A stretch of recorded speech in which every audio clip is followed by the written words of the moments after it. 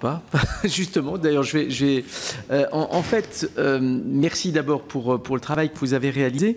Moi, je voudrais revenir sur deux points. Le second a été un petit peu abordé, le premier pas du tout.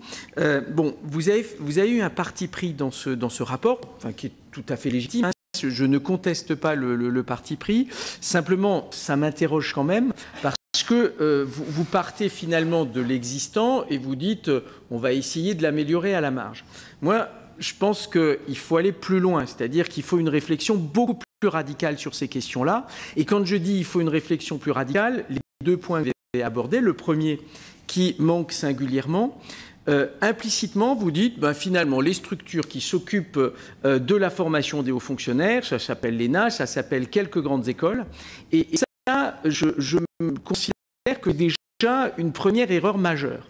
Parce qu'aujourd'hui, nous avons, quand on regarde à l'échelle internationale, la formation des élites ne passe pas uniquement par des grandes écoles, elle passe aussi par un système universitaire.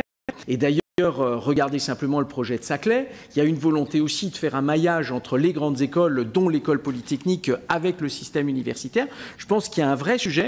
Et par exemple, comment se fait-il qu'en France, on n'assure pas davantage la promotion de gens qui ont été formés par un processus quand même fort important et intéressant, qui est celui du doctorat. Là, on a des gens qui sont formés à un niveau de réflexion sur des problématiques. Donc ça, c'est un point... je trouve que c'est un peu dommage que vous passiez cela sous silence parce que je reste persuadé que notre enseignement supérieur, et j'inclus là-dedans les universités, ont des choses à apporter, y compris en matière de management. Nous avons de très bonnes institutions, notamment dans le domaine juridique, qui peuvent apporter, je pense, des choses et pas simplement par des vacations à l'ENA. Ensuite, le deuxième point, vous évoquez la question de la relation publique-privée en disant il faut, somme toute, encourager un certain nombre de nos fonctionnaires à aller dans le privé et avoir aussi une connaissance du secteur privé.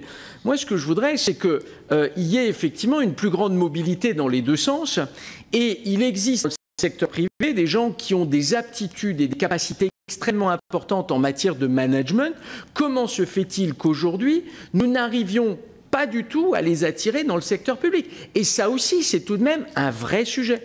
Et je reste pour ma part persuadé que si nous voulons faire un certain nombre d'évolutions importantes de notre fonction publique, il faut aussi davantage croiser les cultures, faire en sorte qu'on ne soit pas simplement dans une coexistence d'un secteur public et d'un secteur privé, mais de faire en sorte qu'un certain nombre d'acteurs du secteur public, à un moment donné, puissent aussi se consacrer à des fonctions importantes de directeur d'administration centrale, etc.